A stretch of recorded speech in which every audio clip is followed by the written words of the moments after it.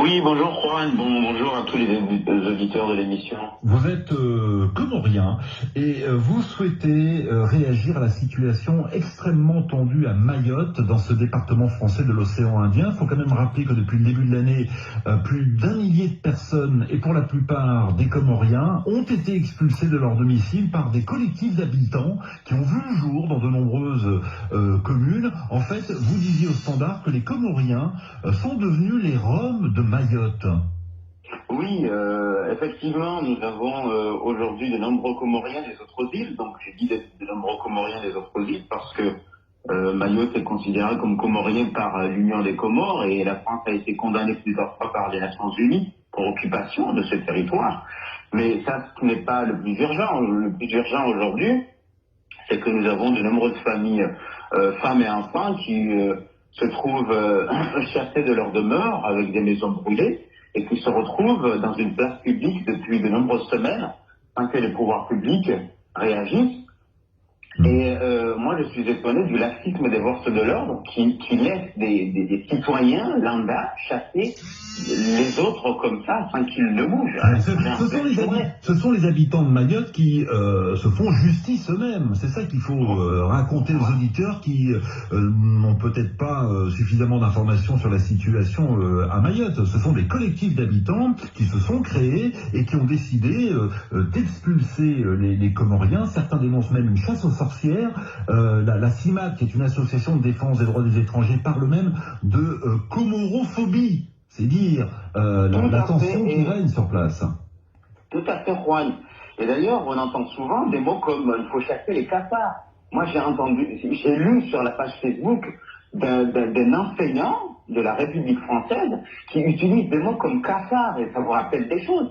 Et là, on est au bord de la guerre civile et je pense que les pouvoirs publics français doivent prendre la chose à bras-le-corps et trouver une solution pour ces familles innocentes.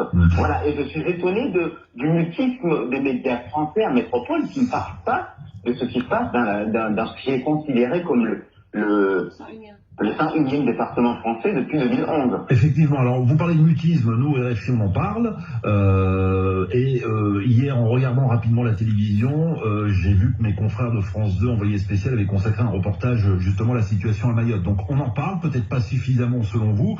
Lorsque les habitants de Mayotte, en tout cas ceux qui appartiennent à ces collectifs, accusent les Comoriens d'être responsables du nombre important des agressions, des viols, d'être responsable des écoles surchargées, responsable également du système de santé qui déborde aujourd'hui à Mayotte.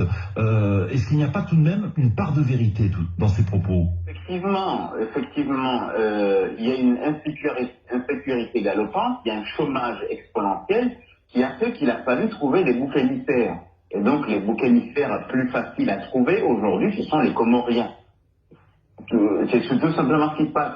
Donc cette insécurité est le résultat d'une modernité subite et d'un chômage exponentiel qui fait que, oui, et d'ailleurs, il y a effectivement certains délinquants d'origine comorienne et qui sont le résultat d'expulsions de parents, parce qu'on ne peut pas expulser les enfants et on retrouve des enfants qui grandissent sans leurs parents, et quand vous avez des enfants qui sont désœuvrés, le résultat, c'est que effectivement, on arrive à une délinquance. Je suis pas sûr, excusez-moi, ça me semble un peu exagéré de dire que on expulse ses parents et on laisse les enfants mineurs à Mayotte.